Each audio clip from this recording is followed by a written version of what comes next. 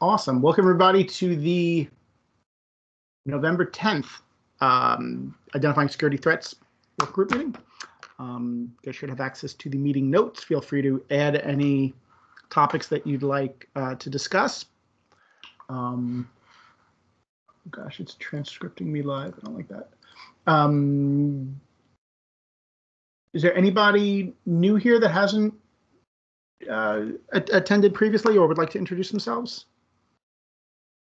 Yep. Hi, everyone. Arlen Baker, Principal Security Architect from Wind River. We just recently joined OpenSSF and looking forward to coming up to speed and getting engaged here. Awesome. And I'm sorry, Wind River as one word? No, 2 words. Two Wind words. River. Yeah. Wind. Oh, wind. Yeah. Like there we go. There. Yeah. Thank you. Awesome. Cool. Welcome. Welcome. Thank you. Yeah, I will say that I didn't make much progress in some of these things because I was completely overwhelmed with the efforts to get ready for the OpenSSF governing board, as well as a keynote presentation. But as we'll talk about, I imagine in a moment, I think it went really well. That's terrific. Yeah. So let me actually add that. So I would like to.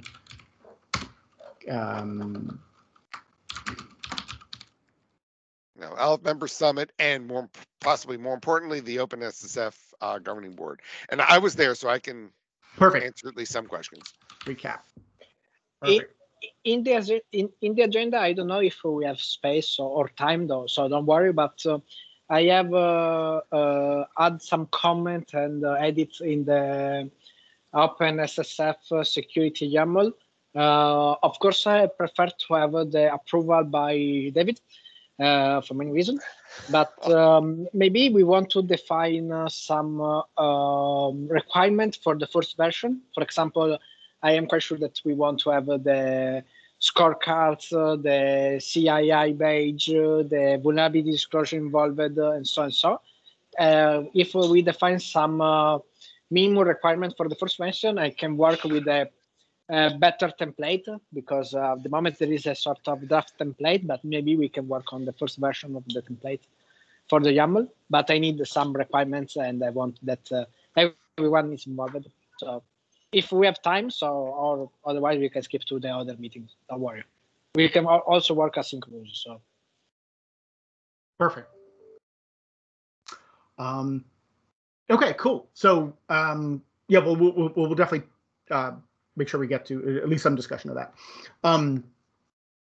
So yeah, so Monday on the 15th is the OpenSSF Town Hall. I hope everybody can make it and have registered. You should have gotten an email about it.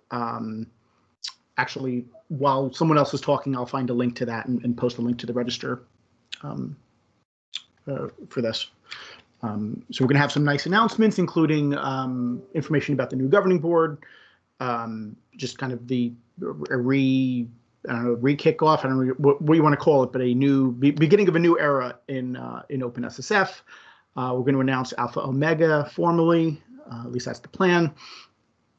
And we'll have a bunch of other updates on other new initiatives, things that are coming in I think November, and then updates to existing things. So super excited to be for that to happen on Monday.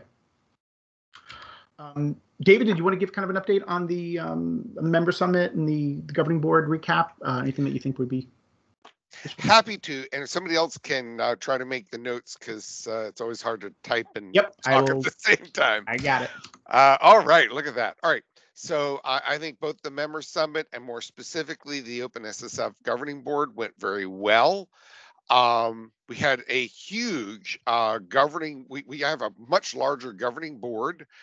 There were some concerns that switching from $0 to actual dollars was going to cause a lot of loss in a formal participation. That didn't happen at all. We've got quite a large board. Frankly, we may have the opposite problem of, wow, this is a lot of folks to have to work together. That's okay though. This is, and frankly, we raised quite a bit of money. And my understanding is that there's a couple more people who are about to get papered the verbal a lot of folks are using for signatures. So I think it's pretty clear that there's a tremendous interest, tremendous involvement. Alpha Omega was approved. The big challenge that they have right now is there's a very early draft idea of a budget, and the plan is to get that approved within the next month. So that's kind of being their major task right now is budgetary. And I will say the budget is going to include things like outreach and going out, getting out to people so that people will actually hear about us and hopefully get that wheel going of more and more folks involved over time.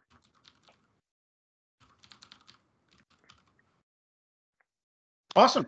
So questions for me? I'm sure I gave there a brief recap, and I copied some of those slides into the town hall. So what the current OpenSSF looks like. So if you look at the town hall, if you come to the town hall, you'll see some of that. Yep. Nice. These are all the new folks. Yes. Cool. Yes. And I'll note that in general, you'll see that the governing board is a lot of, moving up the hierarchies of some of the, I mean, Eric Brewer, for example, is pretty high. I've forgotten his title offhand. If you scroll up, you can look there. But I mean, VP of Infrastructure. He's also Google Fellow. So we've got a number of folks who can speak and cause things to happen relatively quickly within their organizations. Okay. That's super cool. Awesome. Of course, that means that, we got to get cracking. we gotta do stuff now. We got to do stuff. Yep. No excuse about, hey, we don't have any funding. You're out of that excuse. Got to get some work done. There you go. And there are problems, but there are opportunities. So let's go for it. Awesome. Any questions for David?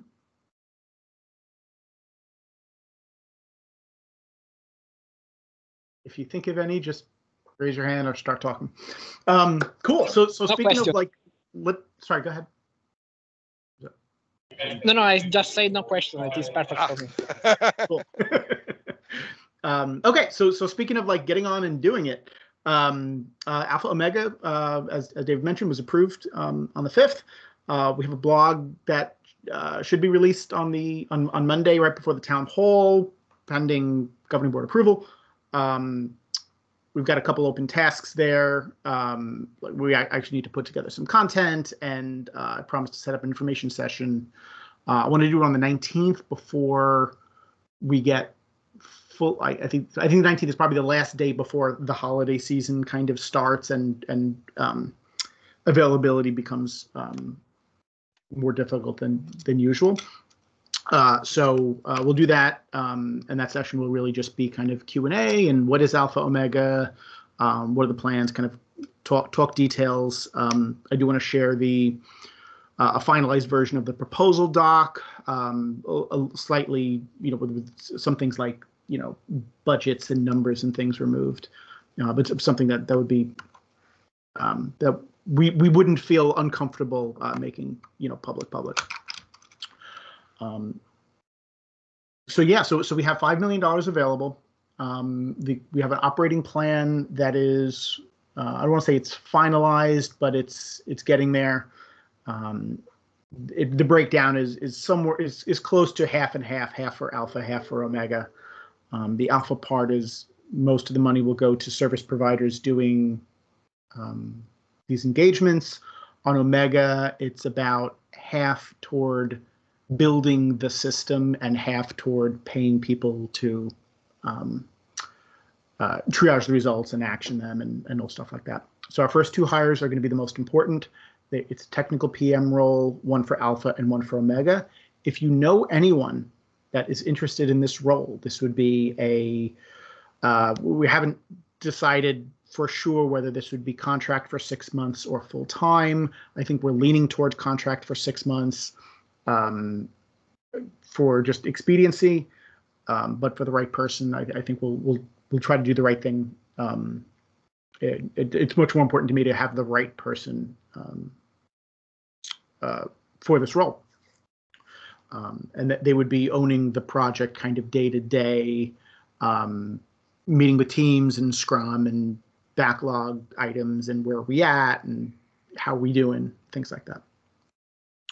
So a lot more to come here over the next, few weeks, really, because we do want to keep progress going here despite the holidays. Any questions on this work? I have started to contact and meet with a few, let's say, I don't know what to call it. I don't want to call them vendors. Yeah, I guess they're vendors. So I met with SourceGraph yesterday, and I'm meeting with SNCC, I think today or tomorrow, just to kind of just start a conversation. So I don't know exactly what our strategy is going to be for Alpha Omega on kind of third parties providing data. I can't think of a good reason why that wouldn't be advantageous across the board. But right now, I'm obviously not going to make any decisions, certainly not on my own. But right now, I'm gathering information. So if you guys have thoughts, so maybe I'll add that here.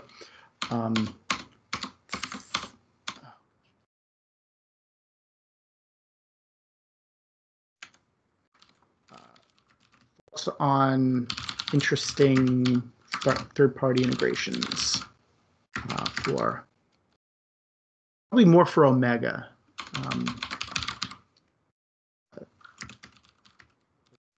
Here, because I think that it's probably naive to think that we can do everything soup to nuts. That existing organizations that have built this out over years, haven't could not do better. So we want to leverage that where we can. Thoughts, questions, anything on Alpha Omega?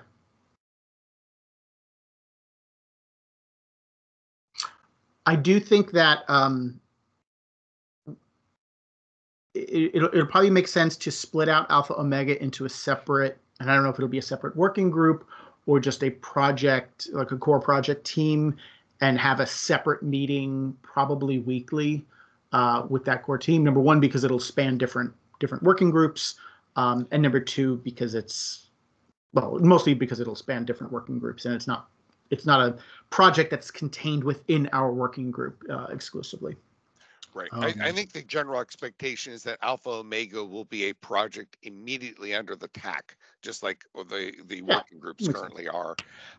That's I mean the charter actually anticipated that, and it's a big enough thing. I do have a comment, about your looking for people. Yeah. My experience has been that two of the biggest challenges for a lot of work is, if you need data, getting the data, but the other is getting the right people. If you have any idea about who the right people are, anybody here, please just raise them as ideas. I imagine that eventually they'll pull out a general call, but it's often hard to get the right people without direct contact. So please, if you've got an idea, even if they're busy now, they might be, if they're the right person. Yep. Let's at least give them the opportunity. Yep. And I think in addition to these kind of, salaried or, hourly kind of engagements, other folks from outside of the OpenSSF that you think would be able to contribute in some way, either just ideas or whatever, to this. Let's keep the funnel really wide here. I'd rather have more voices, even if they are dissenting voices that think this is a terrible idea but can explain why. I kind of want to hear everything. We do have, period. We also have integrations that we want to do with different working groups specifically. So I already spoke to the Security and Critical Projects working group for them to own the selection process of what are the critical projects, like kind of owning that list that Alpha would pick from the top of and go after. I think that totally makes sense for them to kind of drive that process and essentially deliver that list. And then I sent a note out to best practice. I think I spoke with them before, but I don't recall. The best practices working group on the kind of the leave behind packet for Omega engagements. So this would be, we find a vulnerability in a thing, we report it, we give each other a high five, but before we release the high five, we slip them a note that says, hey, here are some things that that you can do, in 10 minutes or half an hour to improve the security of your project. Like, hey, just click here to set up code scanning. Make sure you use two-factor auth when you, for both GitHub and whatever package manager you deploy to, things like that. Not a, here is an enormous amount of like content, more like a checklist of like, here's 3, 4, or 5 things that that you can do, just to kind of up level it. And the reason that we have to be crisp there is because we're going to be doing a lot of these. We're not going to have time to engage and back and forth, and we really want this to be like a, just something we leave on their desk. So that's for Omega. I think the final thing I wanted to say here, in some discussions, another point came up that I hadn't really considered for, and this is probably somewhere in the middle between Alpha and Omega. The idea of collecting signals from organizations. So one of you works for an organization, and either your spidey senses are tingling, or you have reason to believe that a particular open source project is has a security problem. Right now, unless you have the kind of local infrastructure to tease that apart and validate it, and then reach out and do all that, like a lot of organizations just don't have that. And would it be interesting for Alpha Omega to have kind of like an ombudsman role where we will collect, and we'll collect it anonymously, it doesn't really matter, kind of signals from different organizations saying, hey, you should really look at this thing. And we can use that if it's a critical project, we could use that to inform that list. And if it's a lower tier project, bubble that up and make sure that we do a better look at that at those projects. So I'm not really sure where that will land, but it was just a conversation that I had that got me thinking about what the interface of both of these are to the world, and how would teams engage? How would outside parties, so either organizations that use open source or even open source maintainers themselves, like come to us and engage in some way? So because a lot more thinking that needs to be done there. Hey, Mike, this is Krishna. I have one quick question. Hi. Where are the details of this Alpha and Omega in the GitHub? I cannot see. It's there? They're not in the GitHub. They are these two links right here. Operating plan proposal. It's not there in the GitHub yet. I see. Correct. It is definitely not in the GitHub yet. I see. Okay, sorry. Yeah, we need, at the very least. Now, in this particular case, it's not. I expect it's not going to be part of this working group, so maybe that won't matter. But when you get to a working group, you should be able to see a link to everything the working group is up to. Not something that all working groups are achieving, but that's the goal. Since Alpha Omega isn't officially stood up yet, I think it might be good to have a link from this working group to it. And frankly, it's not a bad way just to make sure people can find it anyway. Absolutely. So I've already created, and we can change this later, but I can spell. So this is a private repo. I'll obviously publish some stuff here before making it it public. But this is where I would imagine I'll either link to or get a copy of the proposal in, et cetera, et cetera. So then we would have working groups point to this page as the kind of the informational project page.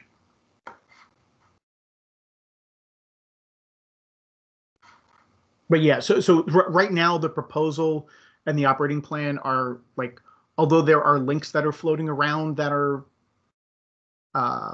public, we haven't like formally like posted it in a very public forum for like the masses to consume. That we'll do that for Monday. Okay, thanks. Yeah, I was looking that link, alpha omega, I couldn't see. Okay, thanks. Cool. Makes sense. Yeah. Awesome. Any other thoughts there?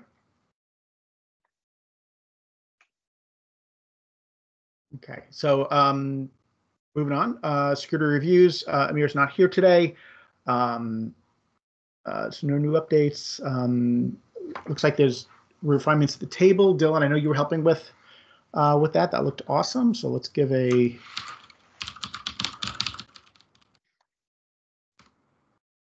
look. And it's this one, right? Yeah. No, I think no, that was the original. Wait, is it? I'm pretty sure that's the original one. I left it there. I left it there just in case. Like I don't want to delete it. Yeah.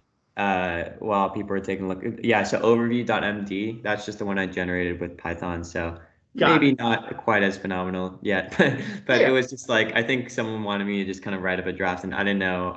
I got all of the easily automatable things, like the things I could grab from the YAML, like directly from the metadata that are like very consistently there. I put on top.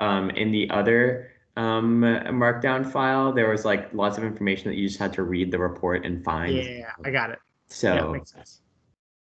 Is there something now that you've tried to automate it? What have we messed up? What field should we have added or been more persnickety about to make this easier? Nothing like trying to automate it to find out the problems. Would you mind scrolling up to the top real quick, Mike? Just to let's see the product I have there, date. A result, I do not have this, like security review or like policy review. Like we don't have anything like that. Link to the report, I have that. That I just like the project name. I just made a hyperlink. Great. Funded. Oh yeah. So funded by, facilitated by, and reviewed by. We don't distinguish any of like in our YAML header. It's just like you can just. It's just like a list of people of like you can't tell if they're people or organizations. I think you can tell if they're people or organizations, but it doesn't say. Yeah, we just have this.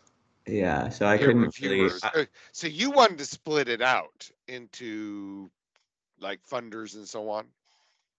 Me? Well, I'm just saying that's like how it was written in the other markdown file. So I tried to mimic it as closely as I could. So for this, I just had to like bundle these up. But yeah, I don't know. It depends how much work you want the like person. I mean, there could always be another. Sorry, if I go here. Yeah, I'm not so sure I would do the true faults. Yeah, I would have it as just different headers than instead of trying to say, associate with project true, associate with project false. I mean, well, I mean, some of that was because we wanted to differentiate, like, I did my own security review of my own thing as like I'm biased, obviously. Right. But this would be like facilitated or something. I don't know what the title is, but this would be like facilitated by or kind of like to differentiate those other headers on the Yeah, just like a drop down maybe with like a drop down with a few options in the quick start. Yeah, I would say instead of calling those reviewers, just have a separate, reviewers : facilitated by : instead of a sub. Oh, yeah. It could be a peer of reviewers. Right. So. Right. Right. So what if like someone just wrote a review? Like what would they for facilitate for all these other ones? Would they leave it blank, or would they put their name under all three or something, or like? I think they could just leave it blank. If they're not facilitated by anybody, then you leave it blank, right? Okay. Yeah, no, that's fair. Yeah, so it's reviewed by, facilitated by, and there's one more. Oh, funded by. I think was the last one. I By the way, think. instead of facilitated by, if you're going to be consistent in English, you should have reviewers, facilitators, and what was the other one? I think funders. Funders. Yeah, funders. That's right. Okay. Yes, it is. Absolutely. You and trust me, you want funders. Funders Sometimes are good I just say a word and like it just stops sounding like it. Never mind. Hey, right. I did the same thing with ask. What's the ask? An ask is not a noun in my dictionary. Cool. All right, so I'll tweak it to include, and then actually now I think about it, I need to tweak the quick start page. Oh, hey, if you're going to do this, Mike, it's facilitators and you need spells. Okay. Anyway, You know what? facilitators. There's a missing T. Well, I'm not going to save this because this will screw up everything. But Okay. You know, I will take it to that. All right. Anyway, you got the idea. Oh, and stick it in. Oh, look at this nonsense. You still, it's facilitators are still misspelled. I give up. All right, I'm sure I'll get caught by spell check and fix it. Cool. Yes. It wouldn't be the first time somebody made a spelling error in a field, but they're annoying to fix later. Are you talking about the HTTP referrers header? Yeah. Well, that's not even the first one. There's also create without the last E in Unix and POSIX. Yes, there is. But was that a spelling error, or was that like we only have 7 characters, or like? See, I don't think it was a spelling. It was a character limit. All right. Anyway. Nice. But anyway, I think the goal here, though, is I love this. We need to tweak. While we have a relatively smaller database, we need to tweak this so that it's just push the button and go.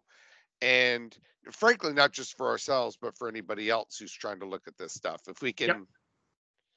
Yeah, I think more data in my opinion, like more data, like kind of hedging on that side is probably a little better right now. Cause like worst case scenario later on, we could like, maybe we could write some script to like parse through all of them and like remove something in the header that we don't want, but I can't like later on go in and like fill out missing data. Right. So maybe that would be a good start. And then, yeah, I could probably add other things to the column, maybe like a link to where it is in the security metrics dashboard or some other stuff, or I don't know. I'll think about it. Cool. Moving on, we have some time to chat. So Luigi, if you want to chat about security YAML, you're welcome to take as much time as you want. As long as you end in half an hour. Well, right. And for anybody else, if there's any other topics that you guys want to talk about, feel free to add them or just let's chat. No, I mean, I can talk it. Oh. Yeah. So, okay. No. Yes. I have had some comments to the OpenSSF security YAML, but we don't need to check them now. I mean, they are for David, especially because I have had some comment to ask more information about some. Yeah, sorry, David, but just to be sure you're that putting me on the spot. But I it turns out I don't know everything, so I would be more than happy to have other people. I will say that I did see that you did them, but I was completely pegged the last 2 weeks getting ready for and then dealing with the Security Summit and OpenSSF, and so I just I figured I would get to it later. No, I mean, I know that at the moment, Alpha Omega is the priority. It is very important. I'm so happy. Thank you, Michael, and everyone. But I mean, I want to continue with the YAML file because I think it is important. And probably I mean, the document is already advanced, but at the same time, if we want to have a sort of first version, we need to define some requirements, and I want to be sure that we are aligned on requirements. For example, I know that we want to have, correct me if I'm wrong, but if you say that I'm right, I can continue. We want to have in the YAML file, of course, the OpenSSF scorecard result. We want to have maybe the CAI badge. I don't think actually, no, I do not think that's true at all. I do not think we want results of scorecard or badges in there at all. I think these are inputs to scorecard or badges, not the results. What do you mean? Sorry. I mean, if I would like to read the results of this OpenSSF scorecard in the YAML file, I suppose, or a link to the. Okay. No. A link makes sense, but yes, a link okay, to the result or. Yeah, the issue, at least my understanding was that this was an input, not the output to those processes. So I suppose if we want to add the YAML to, I mean, the YAML is a human readable file, and we want that the open source project have this YAML so people can read or machine can read it. At the same time. Correct. That's correct. Okay. But my understanding is that the scorecard and the best practices badge that are reading this data, not a human directly in most cases. That's okay. So, this is a worthy discussion, because it's okay that you that your idea is not mine. It's just we should talk about it like now. Yes.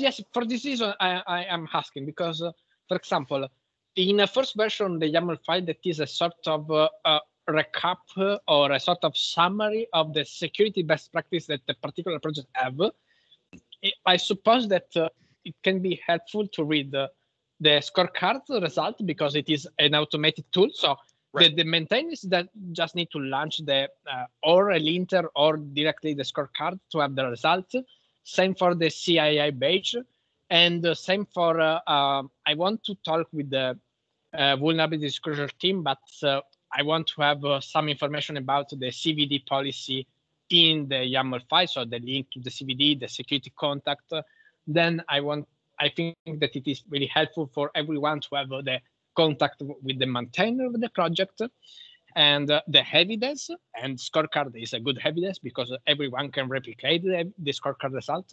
So to create a sort of template for the YAML, a first template for the YAML, I have thought that scorecard, CII badge, vulnerability disclosure, maintainers contact, and other similar information related to the project. For example, what are the main third-party packages that you use, or what are the languages of the project, can be useful information that are both human readable and machine readable. In this way, we can have a first version of the YAML file, and I can prepare a sort of standard template. YAML is very good because we can proceed by version. So we already know what YAML is. Don't worry about making that argument. Yeah, I think the question here is what's in and what's out, because I think that is important. I've been assuming that this would be an input to the scorecard process and the best practices badge. I mean, I guess it could be an output too, but then you have the concern about looping and which one is the correct result. So, for example, if if scorecard produces a different answer, what's the correct answer? I don't know. I would assume that for example, well, anyway, go ahead. But I suppose that, I mean, I don't think it's a big problem for open source project because we can have, in the YAML file, we can add the version of the YAML file, of course, but also the commit or the version of the product where the maintainers have launched the scorecard. In this way, if you want to test the YAML file, you just need to launch on the same commit. And if you have the same result, you say, okay, the YAML file is correct. I can trust this project. If the result is different, you can ask to the maintainers, open an issue. Similar for other topic, because I suppose that there are some tests that maybe we cannot totally replicate in the future, because I suppose that a big project can have some CII or some workflow that they don't want to totally share, maybe for security reason. At the same time, this means that maybe the user cannot replicate the same test, but they want to have evidence about the test, and we can find a way to convince people that the tests are correct. I am quite sure that Google, Microsoft have high standard in the backend, or that standard that they don't want to share, workflow that they want to share, but at the same time, I trust to a CII or to a workflow made by Microsoft or Google, and that is. So the point is, in the first YAML template, I would like to have a link to the scorecard result and a link to the commit, a commit where you have launched the scorecard, so the user can replicate the same test. I don't know if you agree with this. Yeah, I see a lot of complications with this. You're suddenly combining inputs and outputs in the same file, which creates a whole lot of challenges. So, for example, if the scorecard or the CI best practices are run against projects, they will report about the current project. Whereas a commit, of course, is going to be from a point in time, typically almost immediately it goes into the past. So over time, they will not be the same, and they shouldn't be expected to be the same either. I mean, at best, they were the same at that moment in time. There's also the challenge of, I'm going to tilt a little bit because your expected use case is exactly not what I was expecting. So, thinking of this as an input to these tools means that really the only thing that needs to change is a couple tools that load these as inputs, and then they can use them as additional information. If all of a sudden they're outputs, now we have to figure out how to synchronize and how to make changes, what's canonical, how do you merge stuff, because the scorecard and best practice badge are going to output different things. I don't know how you merge it back all into, especially since I'm imagining that some of the data will be added by humans that doesn't really have any of this. Could I make a suggestion? I think that the benefit of Scorecard is that it runs automatically. Right. The downside of Scorecard is that it runs automatically, and it doesn't find everything. So there are going to be some things that are important that are not discoverable, either because Scorecard doesn't know about how to find it, or it takes place offline, or it's something that is not present in code, like, do you accept vulnerability reports? Like, do you, how from a GitHub project, how are you distributed? And I think those things are important to various audiences. Now, Scorecard probably is not ever going to care about if you distribute to NPM, and if so, what the NPM package name is, but somebody else would. The fact that you have a vulnerability reporting process is probably very important to Scorecard. And the fact that you run a SAST tool that is not discoverable by Scorecard is also very important to Scorecard. So, but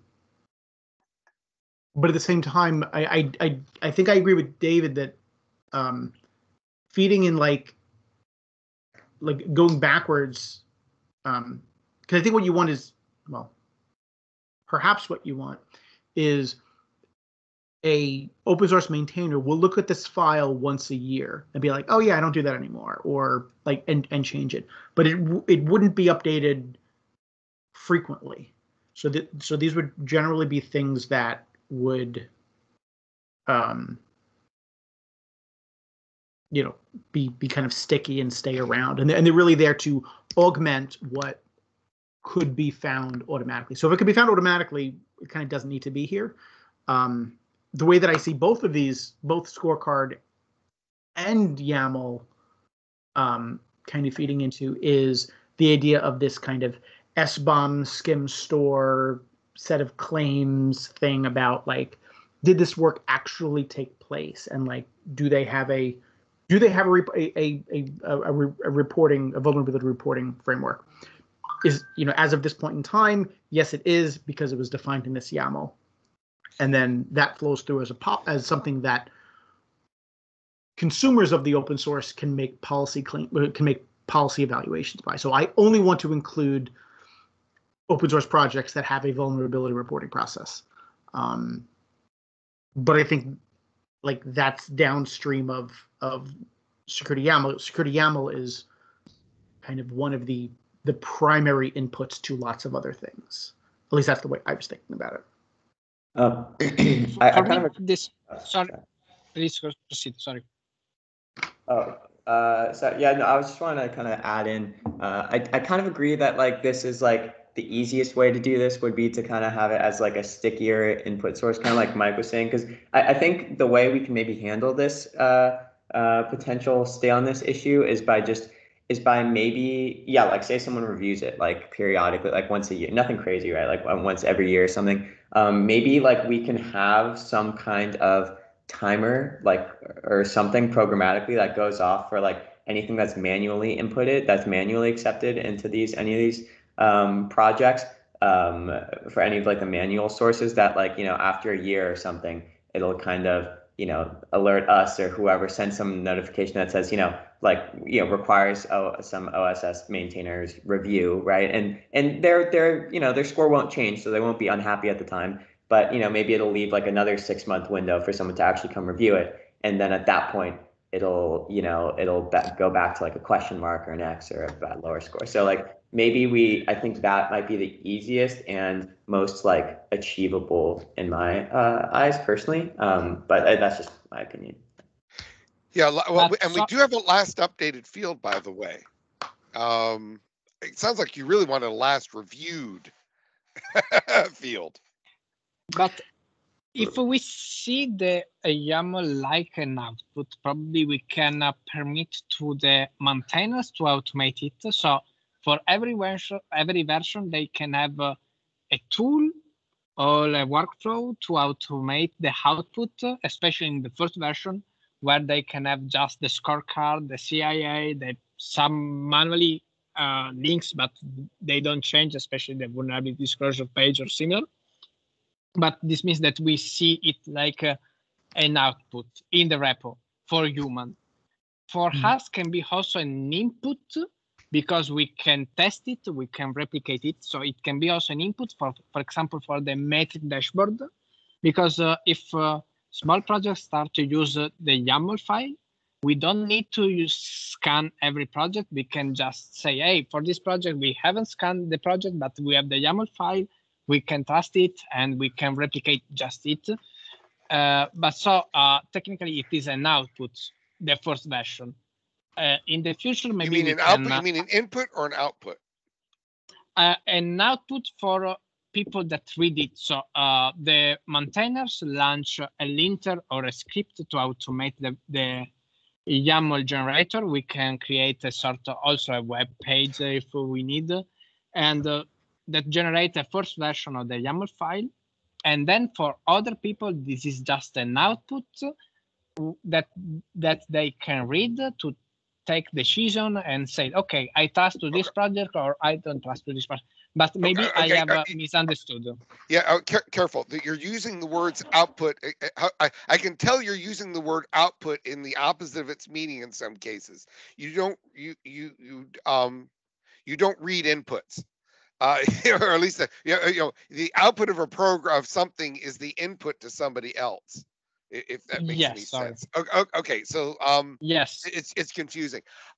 So I was thinking of this file, and I assumed, and I thought that we had agreed originally. We can change this, but originally this was an output of the project that was going to be used as an input for badging, for the best practices badge and scorecard and similar tools.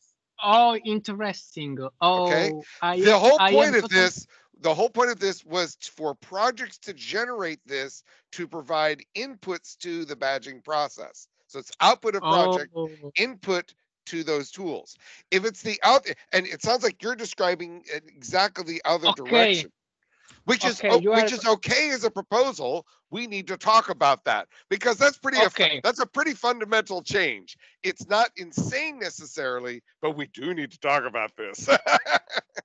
Okay, you're right. I totally agree. I have understood now your point.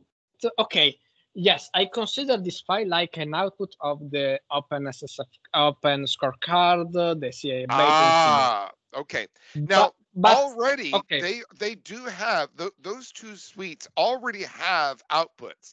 I mean, the CII best practices badge has it's not YAML, it's in JSON.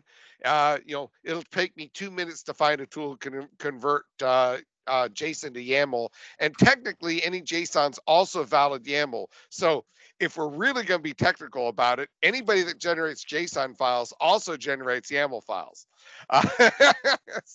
okay, it's interesting. And I'm pretty sure Scorecard also generates a JSON file. It's been a little bit since I checked on that. Yes, it is generated a JSON file, and technically the point is that maintainers can automate Scorecard, CIA, and similar, and can create this YAML file in an easy way. So using a workflow, and everyone can test this workflow because you can technically launch the Scorecard or the same commit and say, okay, this YAML file is a trusted one because I have the same result using the same tool on the same commit. And for this reason, I see this like an output of the Scorecard. And it is easy to automate for the maintainers. But if you have another approach, so you want to create a file that the Scorecard can read easily, it is a different approach. It is very interesting, but it's different. So maybe okay, if nothing else, we need to clearly agree which direction it's going, and two, exactly. We need to much more clearly document it, because if you misunderstood that from the text that was written, it's clearly not clear enough. Now, totally agree.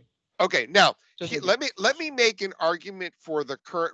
Michael's just sitting back and Michael, you all right. So let me make a pitch for the current approach as originally documented, that this was going to be input the CI best practices batch. That doesn't make me right, but let me make a pitch for it, and I want to hear the counter because I can be wrong. Okay. My pitch would be, we already have ways to output information from the badges and the CI best practices badge. I just sent a link, for example. If you want to get information from the CI best practices badge, if you click on that link, you will find the JSON output for a particular project. It's actually for the badging project itself, because I often use the badging project as its own guinea pig. But if you clicked on that, you will get a JSON file. There you go. Now, if you open that up with Firefox, Firefox actually has a built-in JSON pretty printer. Yep. Or just save it and use JQ or something else. But it will immediately generate a JSON output, and you can immediately start working with it. The same is true for the scorecard. So I'm going to argue that if you need machine processable results from at least those two tools, we've already got that. We don't need any additional work. Maybe we should merge it. Oh, hey, look at this. You found a pretty printer. Yeah. Good for you. All right. Look at that. All right, so this is for one particular project, and what you whoa. Oh, no, I like the other page you were showing. No, we'll do that, but I'm going to show you the other one too, where here. Oh, I see. You're going to show the scorecard output. Sure. Yeah. Okay. So basically, we already have ways to output those tools. Now, you could make an argument. Okay. Yeah, and they have and they have various and sundry things. But the point is that that this also has the scorecard. So the scorecard data. Yeah. Yeah, so basically, for both Scorecard and CI best practices, you can already get machine processable data. Now, maybe you could argue, wouldn't it be great to merge them somehow? I'm not sure that's all that vital, but sure. But I think the bigger problem right now is that there is no way to present data to Scorecard and Badge App to assert information. That's a particular problem for Scorecard because it's only automated, but it's actually a challenge for CI best practices Badge also because we do some automation. By the way, eventually I think we're going to switch CII to OpenSSF since technically CII isn't around anymore. We were always a little hesitant to do the rename, but I think people have decided, no reason to hesitate anymore. But that's a nit. So I think that what we need is an input to these tools and a standardized format for it. Thoughts? Okay, if you disagree, I want to hear the argument because I can be wrong.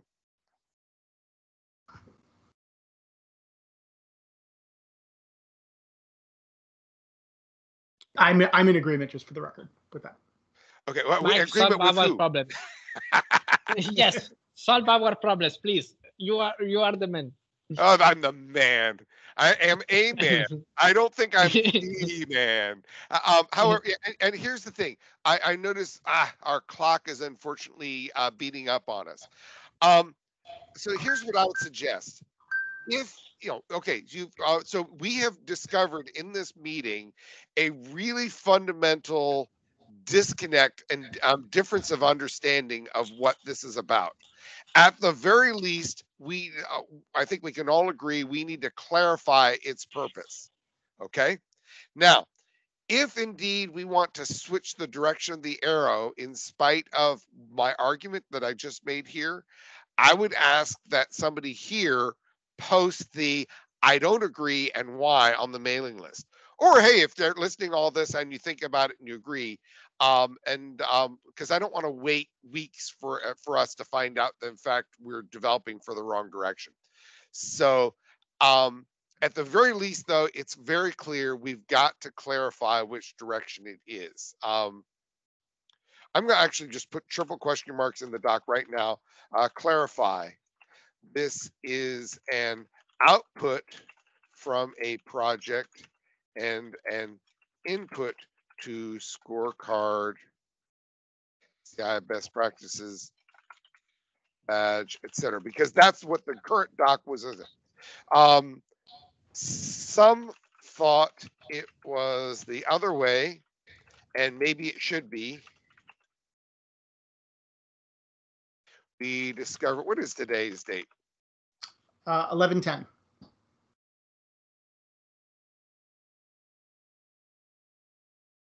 Okay. Let's resolve that. I can also justify my vision or my opinion. It is because if we have a YAML file that contains a trusted YAML file that contains the scorecard result, the CI-based information, and similar, the metric dashboard can just take this information for the YAML file without launch for every project the scorecard and similar, or we can just launch the scorecard one time per month just to check if we are aligned. And in this way, we have a good way to keep updated the metric dashboard. That is another important project that I hope that we can continue to maintain it. And for this reason, I see it like an output that we can use like an input. So, but maybe I have totally misunderstood the project. The thing is, they actually are already doing this. In fact, I'll say between the scorecards and the CI best practices badge, we're having an interesting conversation because the scorecards folks are scanning about 1 million projects every week, which is totally beating up the best practices badge. Because Google is actually pretty impressive at the number of queries it can generate per second. If you want to do a DOS attack, doing it from Microsoft or Google is an excellent approach. even if it's unintentional. It's fun. It's the standard growing pains as you scale up projects. It's not a real problem. It's just the hilarity of reality. But my point, though, is that they already intend actually to rerun this. I'm not sure we want to make projects try to rerun individually the scorecard. I mean, that means that each project, every open source project would have to download, install a tool, run it. If they're going to do that, I want them to install a security tool. I don't think I want them to everybody to try to do scorecard. We want to minimize the amount of work that they now what they might do is create a YAML file to provide some data to those tools. I can totally see that, which is what this was. But I don't think we want to ask every project to install Scorecard and try to run it.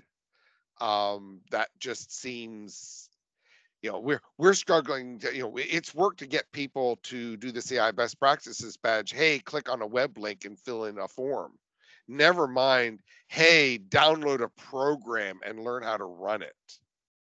That's using a website's a ton easier than asking people to install and run tools and learn how to use them.